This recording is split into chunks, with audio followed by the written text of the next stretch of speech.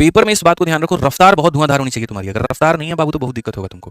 ठीक है, आ जाओ चलो नेक्स्ट क्वेश्चन पढ़ो। नंबर सिस्टम का लॉजिकल सवाल है। कहा गया एबीसी नाम के मेरे भाई संख्याएं और सारे के सारे कैसी संख्याएं हैं तो प्राइम नंबर है।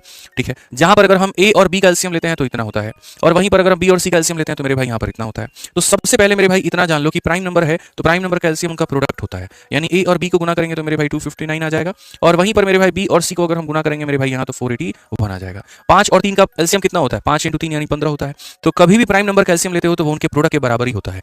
तो यानी अगर आसान भाषा में उनका कहा गया एलसीएम, एलसीएम को मेरे भाई प्रोडक्ट से रिप्लेस कर सकते हो कि इन दो कैल्सियम का मतलब इनका प्रोडक्ट इतना है, और इन दो कैल्सियम का मतलब इनका प्रोडक्ट यहाँ पर इतना है।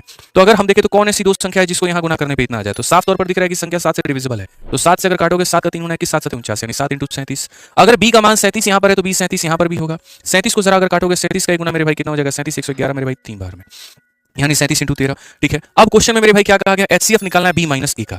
बी में से ए को घटाओ, बी में से ए को घटाओगे तो कितना आएगा? 30 आ जाएगा मेरे भाई यहाँ पर, और साथ में बी में सी को जोड़ दोगे, बी में सी को जोड़ दोगे तो कितना हो जाएगा? 50 हो जाएगा। इन दोनों का मेरे भाई क्या निकालना है? इन दोनों का एचसीएफ निकालना है। बड़ी से बड़ी संख्या जो दोनों को काट दे वो कौन है मेरे भाई? 10 है, तो कौन सा ऑप्शन होगा? सी जो होगा मेरे भाई यहाँ पर बिल्कुल सही उत्तर होगा।